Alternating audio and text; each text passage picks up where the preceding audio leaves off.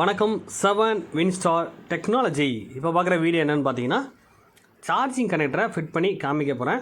அது மட்டும் இல்லை, யூவி மாஸ்கை, சால்ட்ரிங் மாஸ்க்கை வச்சு நம்ம வந்து யூவி க்ளோ வச்சு நம்ம வந்து இந்த ஜம்பர் அடித்ததை வந்து நம்ம கம்ப்ளீட்டாக வந்து மாஸ்க் போட்டு தரப்போகிறேன் உங்களுக்கு. அது எப்படி பண்ணணும் தான் இவ்வளோ காமிக்க போகிறேன். இப்போ ஜம்பர் லைன்லேயும் பண்ணலாம், ஐசி காலில் கூட நம்ம வந்து தண்ணி படாமல் இருக்கிறதுக்கு இந்த மாஸ்க் யூஸ் பண்ணலாம். இப்போ நான் உங்களுக்கு கனெக்டரில் வந்து பார்த்திங்கன்னா ஜம்பர் பண்ணி அந்த யூவி க்ளூ வச்சு நம்ம வந்து ஃபிட் பண்ணி காமிக்க போகிறேன். ஃபஸ்ட்டு நம்ம கனெக்டரை க்ளீன் பண்ணிக்கிறோம். அந்த கால் வந்து ஒவ்வொன்றுக்கும் ஷார்ட் சர்க்யூட் ஆகிடக்கூடாது. ஏற்கனவே வச்சு இந்த பேஸ்ட் ஏதாவது டேமேஜ் ஷார்ட் பண்ண வாய்ப்பு இருக்கும், அதனால் அதை கிளியர் பண்ணணும் நம்ம. அது மட்டும் இல்லை, சார்ஜிங் கனெக்டரு ஒவ்வொரு மாடலுக்கும் வித்தியாசம் இருக்குது. எல்லோரும் ப்ளஸ் மைனஸை மட்டும் சால்ட்ரிங் பண்ணி சார்ஜ் ஏற்றுற கான்செப்ட் பண்ணுறாங்க. ஆனால் அப்படி பண்ணால் ப்ராப்பராக கண்டிப்பாக சார்ஜ் ஏறாது. அதனால் நிறைய ப்ராப்ளம் வரும். பழைய மாடல் 2 பாயிண்ட்டை வச்சு நம்ம சார்ஜ் ஏற்றலாம். ஆனால் இப்போ ஒரு மாடல் வந்து பார்த்திங்கன்னா பின் ஒவ்வொரு கான்செப்ட்டுக்கும் மாறும், ஒவ்வொரு ஃபோனுக்கும் மாறும். ஃபாஸ்ட் சார்ஜர்னு சொல்லுவாங்க, அதுக்கு தகுந்த மாதிரி நம்ம அந்த பின் டைப்பு மாறும். இப்போ அந்த சார்ஜிங் கனெக்டில் வந்து வரக்கூடிய பின் பற்றி நம்ம நெக்ஸ்ட் நம்ம தெரிஞ்சுக்கலாம் நிறையா. இப்போ நம்ம வந்து சார்ஜிங் கனெக்டில் வந்து நார்மல் கனெக்டர் இருக்குது, ரிவர்ஸ் கனெக்டர் இருக்குது, ரிவர்ஸாக பண்ணக்கூடிய கனெக்டர் இருக்குது. அப்போ அந்த கனெக்டரை பற்றி தெளிவாக தெரிஞ்சுக்கணும். அப்போ கனெக்டரை ஃபிட் பண்ணும்போது ப்ளஸ் மைனஸ் பார்க்கணும். அதேமாரி வந்து பார்த்திங்கன்னா கனெக்டர் டேரெக்ஷன் வந்து பார்த்திங்கன்னா ரிவர்ஸ் கனெக்டரான்னு சொல்லி தெரிஞ்சுக்கணும். அப்போ ப்ளஸ் ஆர் மைனஸ் சிலது மாறி வரும். இதில் ரிவர்ஸ் கனெக்டர் தான் அந்த மாடலு. இப்போ இதை மாற்றி கொடுத்தேன்னா கண்டிப்பாக நம்ம ஷார்ட் சர்க்யூட் ஆக வாய்ப்பு இருக்கும், கண்டிப்பாக ஷார்ட் ஆகும். இப்போ இந்த கனெக்டரை வந்து நம்ம வந்து ஃபிட் பண்ணுறதுக்கு முன்னாடி அந்த கால் வந்து அதுக்கு சரியாக ஃபிட் ஆகுதுன்னு ஃபஸ்ட்டு பார்த்துக்கணும். சேம் இதே கனெக்டர் கிடைக்காதனால வந்து என்ன பண்ணியிருக்கேன், இதுக்கு சேமான கால் இருக்குது, ரிவர்ஸ் கனெக்டர் தான். நான் வந்து கால் சரியாக அதில் டச் ஆகலை, எட்டலை பாருங்கள். அதுக்கும் அந்த போர்டுக்கும் அந்த கனெக்டருக்கும் கேப் நிறையா இருக்குது. இப்போ இதை நம்ம ஃபில்லப் பண்ணுறதுக்கு தான் ஜம்பர் அடிக்க போகிறோம். அப்போ நம்ம இந்த இடத்துல சார்ஜிங் கனெக்டரில் ஃபிட் பண்ணும்போது கண்டிப்பாக பேஸ்ட்டு கண்டிப்பாக ஷார்ட் ஆக வாய்ப்பு இருக்கும். அந்த பேஸ்ட் சரியான அதுக்குரிய பேஸ்ட் யூஸ் பண்ணணும். சிலது வந்து ஷார்ட் சர்க்யூட் கருப்படிச்ச மாதிரி ஆயிரும், அதனால் கூட நம்ம ப்ராப்ளமாக வாய்ப்பு இருக்குது. அப்போ அந்த இடத்துல லைன் சிக்னல் வர பாதையில் வந்து பார்த்திங்கன்னா ஷார்ட் ஆகாமல் இருக்கிறதுக்கு கண்டிப்பாக அந்த பேஸ்ட் அப்ளை பண்ணி பார்க்கணும், க்ளூ அப்ளை பண்ணணும். அதை பற்றி தான் நெக்ஸ்ட்டு ஒன் பை ஒன்று உங்களுக்கு சொல்ல போகிறேன். அதான் யூவி க்ளூவை பற்றி தான் முழுமையாக இதில் பார்க்க போகிறோம். அதுக்கு முன்னாடி ஜம்பர் அடித்ததுக்கப்புறம் தான் யூவி க்ளூ அப்ளை பண்ண போகிறோம் நம்ம. அப்போ நம்ம நல்லா க்ளீன் பண்ணிவிட்டு தான் இந்த ஒர்க்கை ஸ்டார்ட் பண்ணணும்னு சொல்ல வரேன். அப்போ டஸ்ட்டு தண்ணி பட்டுறதுனால இந்த மாதிரி ப்ராப்ளம் ஆகும். அதாவது ஆட்டோமேட்டிக்காக சார்ஜ் ஏற மாதிரி இண்டிகேஷன் காட்டும், சிலது ஹீட் ஆகும், ஒரு செகண்ட் ஏறும், அப்புறம் ஏறாது, சரியாக காண்டாக்ட்லாம் போயிடும். இப்போ இதில் வந்து காண்டாக்ட் பண்ணுறது கண்டிப்பாக அந்த காலை வந்து ப்ராப்பராக வந்து நம்ம க்ளீன் பண்ணிவிட்டு தான் அடுத்து பண்ணணும். இந்த மைனஸ் லைன் வந்து பார்த்திங்கன்னா ட்ராக் அதிகமாக ஸ்ட்ராங்காக லெட்டு போய் அந்த இடத்துல ஒட்டிக்கணும். ரொம்ப ஓவராக ஹீட் பண்ணால் மட்டும் தான் அந்த லெட் எடுக்க முடியும் மைனஸ் லைனில் மட்டும், காமன் மைனஸில். மற்ற இடங்களில் பார்த்தா நார்மலாக நம்ம லெட்டை ஃபிட் பண்ணிக்கலாம். அதேமாதிரி லெட்டு பக்கத்தில் டச்சாக இருக்கக்கூடாது, ஷார்ட்டாக இருக்கக்கூடாது, அதையும் தெளிவாக நம்ம பார்த்துக்கணும். அப்போ எல்லா கால்லையுமே வந்து ப்ராப்பராக நம்ம சால்ட்ரிங் லைட்டாக அப்ளை பண்ணிடணும். அப்போ பேஸ்ட்டு முக்கியம், ப்ளஸ் லேட்டை வச்சு அப்ளை பண்ணி தான் அதுக்கப்புறம் தான் நம்ம ஜம்பர் பண்ண போகிறோம். இப்போ ஜம்பர் காயில்னு பார்க்கும்போது ஒவ்வொரு மாடலுக்கு தகுந்த மாதிரி, அதாவது ஜம்பர் காயில் கான்செப்ட் வந்து பார்த்திங்கன்னா நார்மலாக கடையில் கிடைக்குது. இல்லைனா நீங்கள் கிடைக்காத பட்சத்தில் சில கம்மி வந்து பார்த்தீங்கன்னா திக்னஸ் அதிகமாக கூட இருக்கலாம். இப்போ நான் அதுக்கு என்ன பண்ணலாமா, நீங்கள் வந்து நார்மல் ஒரு வாட்ச் காயில் எடுத்து கூட நீங்கள் ஜம்பர் அடிக்கலாம். அது மட்டும் இல்லை, ஸ்பீக்கர் ரிங்கர் வருது பார்த்திங்களா, அது செல்ஃபோனில் இருக்கக்கூடிய ஸ்பீக்கர் ரிங்கர் காயில் கூட எடுத்து நம்ம யூஸ் பண்ணலாம். அதோடய அதுக்கு அதிகமான திக்னஸ் உள்ள காயில் யூஸ் பண்ணக்கூடாது. நார்மலாக வரக்கூடிய காயில், சின்ன காயில் யூஸ் பண்ணாலே போதும். இப்போ இந்த மாதிரி சார்ஜிங் கனெக்டர் போடும்போது கண்டிப்பாக நம்ம கொஞ்சம் திக்னஸ் உள்ள காயில் போட்டிங்கன்னா நல்லாயிருக்கும். எல்லாம் ஸ்ட்ராங்காக நிற்கணும் பார்த்திங்களா அந்த இடத்துல. அதேமாரி பக்கத்தில் டச் ஆகாமல் இருக்கக்கூடாது, டச் வந்துடக்கூடாது, பக்கத்தில் டச் ஆகிடக்கூடாது. அதுக்காக நம்ம மைனூட்டான காயில் இதில் யூஸ் பண்ணிக்கலாம். இது ரொம்ப திக்னஸ் இல்லாமல். இப்போ பாருங்கள், இதில் கோட்டிங் ஃபுல்லாக எடுத்துகிட்டு தான் வந்து யூஸ் பண்ண போகிறேன். நம்ம காயில் ஃபுல் கோட்டிங் எடுத்து நம்ம வந்து ஜம்பர் அடித்து காட்டுறேன் பாருங்கள். அந்த கால் வந்து கரெக்டாக வந்து நம்ம அந்த சார்ஜிங் கனெக்டில் டச் பற்ற வச்சுருக்கணும். இது மாதிரி அடுத்தடுத்த காலில் வந்து ஒன் பை ஒன்று நம்ம சால்ட்ரிங் பண்ணோம். ஃபஸ்ட்டு கால் நான் வந்து உங்களுக்கு பற்ற வச்சு காட்டுறேன். ஜஸ்ட்டு லேசாக நான் ஏற்கனவே சொன்னது தான், எவ்வளோ தூரம் பொறுமையாக நம்ம பண்ணுறோமோ அதுக்கு தகுந்த மாதிரி ரிசல்ட் கிடைக்கும். லைட்டாக ஃபஸ்ட்டு நம்ம ஃபிட் பண்ணிக்கிறோம். ஃபிட் பண்ணதுக்கப்புறம் நெக்ஸ்ட் வந்து நம்ம வந்து லேட்டாக கொஞ்சம் அப்ளை நிறையா பண்ணுவோம். முதல்ல லேசாக வந்து ஃபிட்டிங் பண்ணி ஃபஸ்ட்டு பார்த்துடணும். ஏன்னா பக்கத்தில் டச் ஆகிடக்கூடாது, ஷார்ட் ஆகிடக்கூடாது. அதனால் பொறுமையாக அந்த காலில் ஒன் பை ஒன்னாக நம்ம வந்து சால்ட்ரிங் பண்ண வேண்டியிருக்கும். இப்போ இதில் வந்து நம்ம காலில் சால்ட்ரிங் பண்ணியாச்சு. இந்த லைனை ஜம்பர் அடித்ததுக்கப்புறம் அந்த லைனை நம்ம கட் பண்ண வேண்டியிருக்கும் சார். சரி, லென்த்தாக கட் பண்ணினா லென்த்தாக வந்துருச்சுன்னா லைட்டாக வந்து பிளேடை வச்சு அதை சமமாக பண்ணிடணும். பக்கத்தில் ஷார்ட் ஆகிடக்கூடாது, அதனால கவனமாக பார்க்கணும். இதில் இது மாதிரி ஒவ்வொரு காலையும் நம்ம வந்து கரெக்டாக, அதான் பின் சொல்கிறது அந்த கால் சொல்கிறேன் நான் உங்களுக்கு, கரெக்டாக பற்ற வைக்கணும், சால்ட்ரிங் பண்ணணும். பற்ற வைக்கிறது தான் சால்ட்ரிங் கான்செப்ட் சொல்கிறேன் நான். அந்த லெட்டை வந்து கரெக்டாக லைட்டாக அதில் வச்சா போதும், ரொம்ப அதிகமாக ஃபோர்ஸாக அமைக்கி வச்சு ப்ரெஸ் பண்ணி பண்ண வேண்டாம், லைட்டாக பண்ணால் போதும். இதுக்கப்புறம் தான் நம்ம லெட்டு கொஞ்சம் ஜாஸ்தியாக வைக்க போகிறோம். ஃபஸ்ட்டு 1 பை 1 வந்து காலை வந்து நம்ம சால்ட்ரிங் பண்ணி வச்சுருவோம். இதனால் பக்கத்தில் லைன் வந்து ஷார்ட் ஆகிடக்கூடாது, நல்லா கவனமாக பாருங்கள். இது மாதிரி ஒன்றா பொறுமையாக நம்ம பற்ற வைக்கணும். சால்ட்ரிங் லைட்டாக எடுத்தால் போதும். சால்ட்ரிங்கில் நீங்கள் அதிகமாக வந்து எடுத்திங்கன்னா கூட பக்கத்தில் ஷார்ட் ஆக வாய்ப்பு இருக்கும். அப்போ ஃபஸ்ட்டு வந்து நம்ம பண்ணுறதுக்கு லைட்டாக நம்ம சால்ட்ரிங் அப்ளை பண்ணணும். லேசாக பண்ணால் போதும். ஃபிட்டாக இருக்கான்னு செக் பண்ணி பார்த்துங்க. சால்ட்ரிங் ஃபிட் ஆனதுக்கப்புறம் நம்ம வந்து கட் பண்ணி எடுத்துக்கலாம். சில லூஸாக இருக்கும், செகண்டில் ஒட்டினா போதும் நினச்சிடாங்க. அப்போ பொதுவாக வந்து நம்ம சார்ஜிங் கனெக்டர் ஃபிட் பண்ணும்போது பார்த்திங்கன்னா அந்த 4 கால் இருக்குது பார்த்திங்களா, சைடில் 4 கால் இருக்குது பார்த்திங்கன்னா, அந்த பின்னை வந்து ப்ராப்பராக ஃபிட் பண்ணதுக்கப்புறம் தான் நம்ம வந்து இந்த வேலை செய்ய ஆரம்பிக்கணும். இதேமாதிரி நம்ம வந்து சால்ட்ரிங் வச்சே பண்ணிடலாம். பெரிய சால்ட்ரிங் வச்சு நம்ம வந்து இதில் சால்ட்ரிங் பண்ணிக்கலாம். எத்தனை மாடல் டைப்பு சார்ஜிங் கனெக்டர் வந்தாலும் அந்த கனெக்டரோட கான்செப்ட் என்ன, அதோட கால் டீட்டெயில் என்னன்னு சொல்லி நம்ம முதல்ல தெரிஞ்சுக்கோங்க. அதுக்கப்புறம் நீங்கள் வந்து ஃபிட் பண்ணால் பெட்டராக இருக்கும் உங்களுக்கு. டேரெக்டாக வந்து பண்ணும்போது ஒரு சில மாடல் சேம் அதே 5 பாயிண்ட் இருக்கும், சிக்கல் கொஞ்சம் மாறி வித்தியாசமாக இருக்க வாய்ப்பு இருக்கும், கால் முன்னப்பின இருக்க வாய்ப்பு இருக்கும். இப்போ இந்த மாதிரி கண்டிஷன் வந்து நான் முன்னப்பின இருக்கிறனால இந்த மாதிரி சார்ஜிங் ஜம்பர் அடித்து கொடுக்குறேன். சில கால் கொஞ்சம் விலகி இருக்கும், ரொம்ப டிஸ்டன்ஸ் இருக்கும், அது பக்கத்தில் சேம் நேராக வர வாய்ப்பு இல்லாமல் இருக்கும். அந்த மாதிரி கனெக்டரை ஃபிட் பண்ணுறது கொஞ்சம் சிரமமாக இருக்கும். அப்படி பண்ணக்கூடாது. நேரடியாக இருக்கக்கூடிய கால் டீட்டெயில் பார்த்துட்டு நீங்கள் அந்த கனெக்டரை ஃபிட் பண்ணால் நல்லாயிருக்கும். சேம் அதுக்கு ஓரளவுக்கு மேட்சான கனெக்டராக இருந்தால் நல்லாயிருக்கும். இப்போ 1 பை 1 வந்து கிட்டத்தட்ட 4 பாயிண்ட்டுக்கு மேலே நம்ம ஜம்பர் அடிச்சிட்டோம். இந்த அடித்த லைன் கண்டிப்பாக பக்கத்தில் ஷார்ட் ஆகிடக்கூடாது. அதேமாரி திரும்ப வந்துட்டுனா கூட நம்ம மறுபடியும் லைட்டாக நம்ம சால்ட்ரிங் அப்ளை பண்ண வேண்டியிருக்கும். பாருங்கள், லேசாக வந்து அது லைட்டாக வந்துடுச்சு. லேசாக சால்ட்ரிங் பண்ணிக்கிறேன். சரி, இதுக்கப்புறம் நம்ம வந்து லெட் அதிகமாக வச்சு நான் உங்களுக்கு காமிக்கிறேன். இதிலே நம்ம ஃபிட் பண்ணிடக்கூடாது. ஏன்னா லெட்டு ஸ்ட்ராங்காக இருந்தால் தான் பிடிக்கும் அதில். ஏன்னா சப்ளை வர லைன் பார்த்திங்கன்னா ஹை வோல்டேஜ் வர லைன் 6 வோல்ட்டுக்கு மேலே வரும் அந்த வோல்டேஜ். அப்படின்னும்போது அந்த வோல்டேஜ் வர லைனில் வந்து பார்த்திங்கன்னா வோல்டேஜ் அதிகமாக வரும்போது அந்த ஜம்பர் கம்பி கட்டாக வாய்ப்பு அதிகம். அப்போ அந்த கம்பி கொஞ்சம் ஸ்ட்ராங்காக பற்ற வைக்கணும்.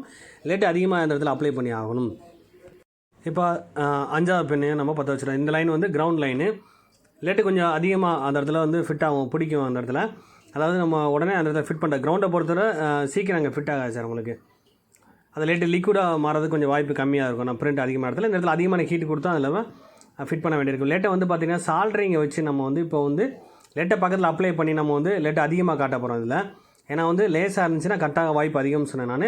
லேட்டு நல்லா திக்னஸாக அப்ளை பண்ணிவிட்டு தான் நம்ம வந்து அடுத்து நம்ம வந்து யூவி க்ளோ வச்சு நம்ம வந்து அப்ளை பண்ண போகிறோம். நம்ம மாஸ்க் கொடுக்க போகிறோம் அதை.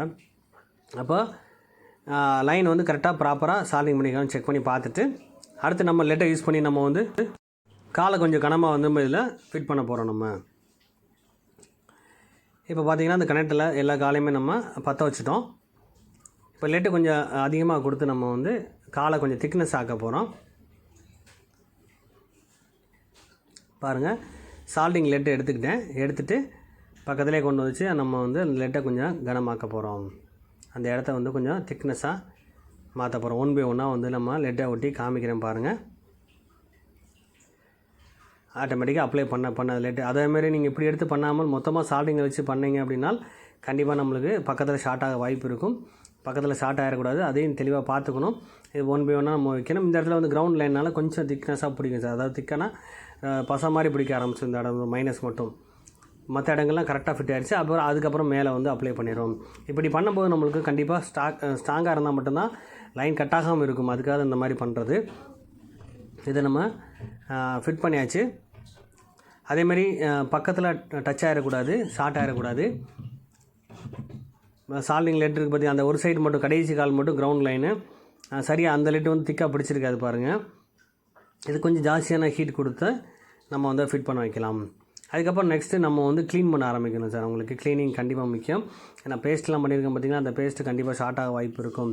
இப்போ இதனாலே ப்ராப்ளம் ஆகும். ஜஸ்ட்டு வந்து நீங்கள் கனெக்டரை மட்டும் ஃபிட் பண்ணிட்டு கொடுத்துருவீங்க, அந்த ஒரு செகண்ட் மட்டும் ஏறும், அப்புறம் ஏறாமல் போகும். இந்த மாதிரி கம்ப்ளைண்ட் அடிக்கடி வரும்.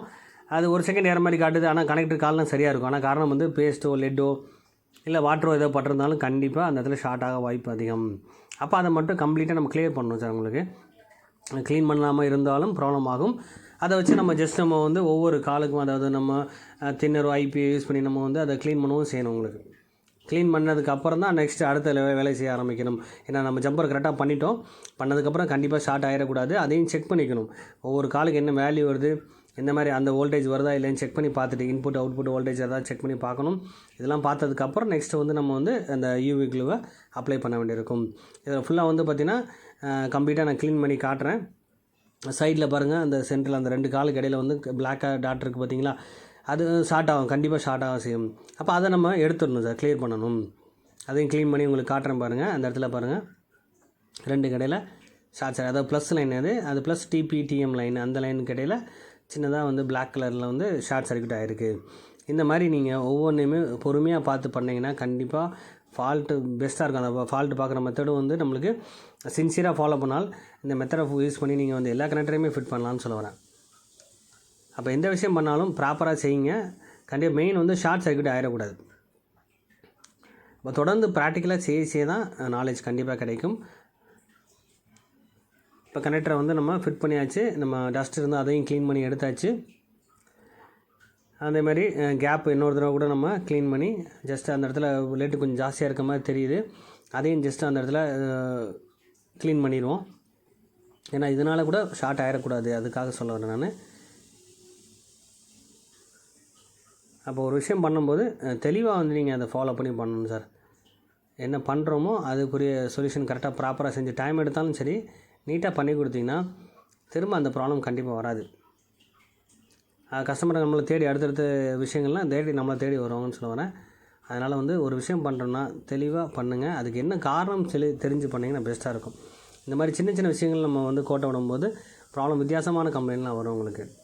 சார்ஜிங் அடுத்த லெவல் இண்டிகேஷன் ஏறாது, இல்லை செல் ஹீட் ஆகும், இல்லை சார்ஜ் இண்டிகேஷன் மாதிரி காட்டும், அந்த மாதிரி ஒர்க்கே ஆகாது சுத்தமாக. இந்த மாதிரி பல ஃபால்ட் வந்து பார்த்திங்கன்னா இந்த மாதிரி நம்ம பண்ணக்கூடிய தப்புனால தான் வரும்னு சொல்ல வரேன். இதை நம்ம மறுபடியும் நம்ம செக் பண்ணி பார்த்துட்டு அதுக்கப்புறம் நெக்ஸ்ட்டு வந்து நம்ம இப்போது யூவி க்ளூ வச்சு நம்ம அப்ளை பண்ணுறோம். க்ளூ வந்து பார்த்திங்கன்னா லைட்டாக போட்டிருக்கேன். இந்த க்ளூ வந்து பார்த்திங்கன்னா ஃபஸ்ட்டு லிக்விட் மாதிரி தான் இருக்கும். அது எல்லா சைடுமே அப்ளை பண்ணிக்கோங்க. அந்த நம்ம அடித்த ஜம்பர் லைன் மேலே லிக்விட் அப்ளை பண்ணிட்டீங்க. அதேமாதிரி மேலே சைடில் உள்ளெல்லாம் போயிடக்கூடாது கனெக்டர் காலில், அதை நம்ம க்ளீன் பண்ணணும். நம்ம அதை க்ளீன் பண்ண வேண்டியிருக்கும். க்ளீன் பண்ணால் மட்டும்தான் அது பக்கத்தில் உள்ளே போயிடுச்சுன்னா அதுக்கப்புறம் கனெக்டரை நீங்கள் ஃபிட் பண்ண முடியாமல் போயிடும். அப்போ கீழ்கால் நம்ம மெயினாக அடித்த 5 ஜம்பர் லைன் 5 லைனுக்கு தான் நம்ம உங்களுக்கு கொடுக்கும். அந்த ஜம்பர் கட் ஆகிடக்கூடாது, ஸ்ட்ராங்காக இருக்கணும், கட் ஆகிடக்கூடாது. அதுக்காக தான் இந்த கான்செப்ட் பண்ணுறோம். நம்ம இந்த க்ளூவை நம்ம வந்து தெளிவாக பண்ணணும். அதேமாதிரி நிறைய அள்ளி ஊற்றிடக்கூடாது. இப்போ ஓரளவுக்கு நம்ம சைடில் பேக் சைடில் நம்ம க்ளீன் பண்ணியாச்சு. இப்போ சைடில் இருக்க அந்த இதை வந்து நம்ம துணியை வச்சு கூட நம்ம துடைச்சிக்கலாம்னு சொல்கிறேன். கிளாத்தை வச்சு நம்ம துடைச்சிட்டு க்ளீன் பண்ணி நார்மலாக நம்ம எந்த இடத்துக்கு தேவையோ அந்த இடத்துல மட்டும் அப்ளை பண்ணால் போதும். இப்போ லிக்விடாக இருக்க விஷயத்தை நம்ம கண்டிப்பாக ஹீட் பண்ணி தான் நம்ம வந்து பண்ணணும். அதுக்கு யூவி லேம்ப் இருக்குது. லேம்ப் வச்சு தான் நம்ம இதிலே நம்ம ஹீட் பண்ணி உங்களுக்கு காமிக்கிறேன் பாருங்கள். சைடில் இருக்கிறதா துணியை வச்சு நம்ம தொடச்சி கம்ப்ளீட்டாக க்ளீன் பண்ணியாச்சு. இப்போ நம்மளுக்கு தேவையான இடத்துல மட்டும்தான் அந்த கம் இருக்குது, யூவி க்ளூ இருக்குது. இதுக்கு பேர் மாஸ்க்குன்னு சொல்லுவாங்க, யூவி மாஸ்க்குன்னு சொல்லுவாங்க, சால்டர் மாஸ்க்குன்னு சொல்லுவாங்க. இப்போ இதை அப்ளை பண்ணியாச்சு. இது எல்லா இடத்துலையும் யூஸ் பண்ணலாம் சார். இப்போ இங்கே மட்டும் இல்லை, இப்போ ஐசிக்குள்ளே கூட தண்ணி படாமல் இருக்கிறதுக்கு நம்ம பண்ணலாம். இப்போ யூவி லைட்டை வந்து அப்ளை பண்ணிட்டேன் நான். இது க்ரீன் லைட்டு சார். இது இந்த லைட்டை அடித்து வச்சுருக்கேன்னா கொஞ்சம் நேரம் அந்த ஹீட் ஆக ஆரம்பிக்கும். அந்த ஹீட்டில் இந்த லிக்விடானது கட்டியாக ஆரம்பிக்கும், இறுக ஆரம்பிக்கும். அந்த லேம்ப் வந்து பக்கத்துலேயே காமிச்சிட்டே இருக்கலாம். இல்லை அதுக்கு மேலே கூட நம்ம இஷ்டம்னா கூட ஒரு 5 நிமிஷம் 10 நிமிஷத்தில் அந்த ஹீட் ஆனது அந்த லிக்விடை வந்து கட்டியாக இறுக ஆரம்பிச்சிடும்.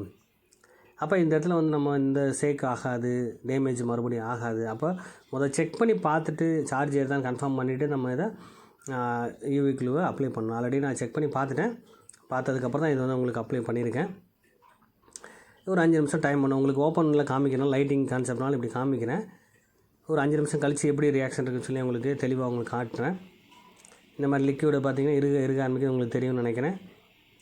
இருந்தாலும் நம்ம டைசர் வச்சு நான் செக் பண்ணி காமிக்கிறேன் உங்களுக்கு. அதில் யூவி லேம்பை எடுத்து நம்ம டைரெக்டாக மேலே சும்மா வச்சாலே போதும். சின்ன ஒரு லைட்டு மாதிரி தான் சார் உங்களுக்கு. அது அந்த ஹீட்டு தகுந்த மாதிரி அந்த லிக்விடு கட்டியாக ஆரம்பிக்கும். இந்த மாதிரி ஒவ்வொரு புது விஷயங்களும் உங்களுக்கு அப்டேட் கொடுத்துட்டே இருக்கேன் நான். அது மட்டும் இல்லை, உங்களுக்கு என்ன மாதிரி டவுட் இருந்தாலும் அதை நீங்கள் வந்து என்னோடய நம்பர் வாட்ஸ்அப் நம்பர்லேயே நீங்கள் காண்டாக்ட் பண்ணி கேட்கலாம். அதேமாதிரி ஆன்லைன் கிளாஸ் இருக்குது. அதில் முழுமையாக வந்து பார்த்திங்கன்னா இப்போ ஆண்ட்ராய்டு அப்டேட் கான்செப்ட் நடத்த போகிறேன். நல்ல கிளாஸ் போயிட்டுருக்கு. அதை புதுசாக பேஜ் நடத்த போகிறேன். ஜாயின் பண்ணுறவங்க என்னோடய நம்பரை காண்டாக்ட் பண்ணலாம்.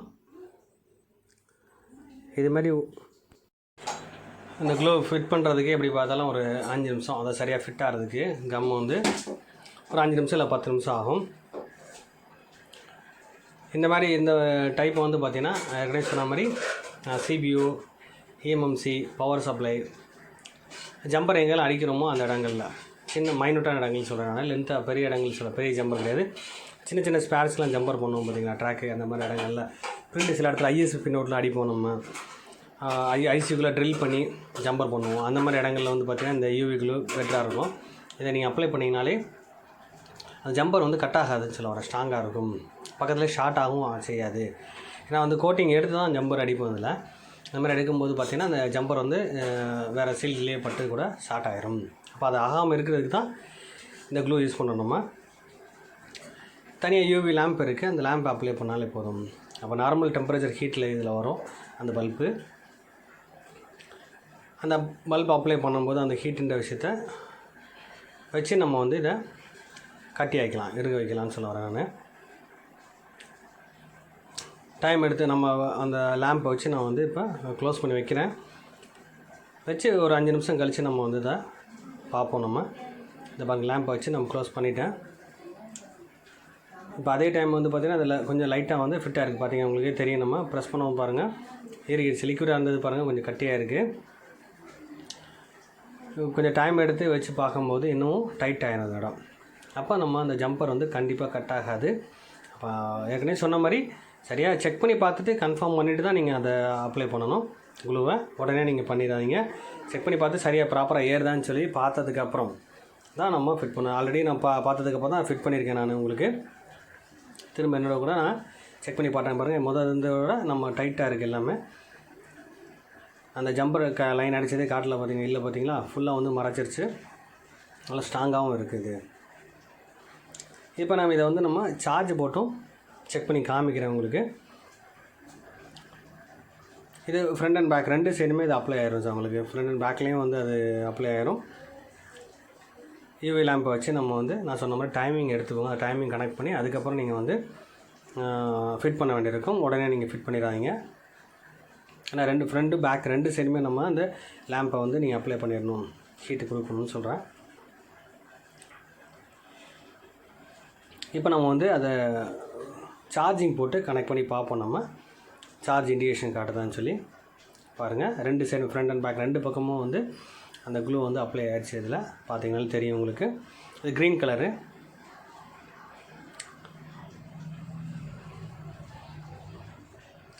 இப்போ சார்ஜ் கனெக்ட் பண்ணி உங்களுக்கு காமிக்கிறேன். இண்டிகேஷன் காட்டுதா இல்லைன்னு பார்ப்போம். நம்ம இது மாதிரி வந்து உங்களுக்கு அடுத்தடுத்த வீடியோஸ் நிறையா வந்து டெக்னிக்கலாக தரேன் உங்களுக்கு.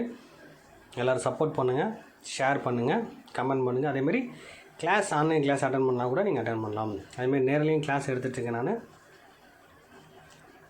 லைவாக வந்து கூட நீங்கள் அட்டன் பண்ணிக்கலாம்.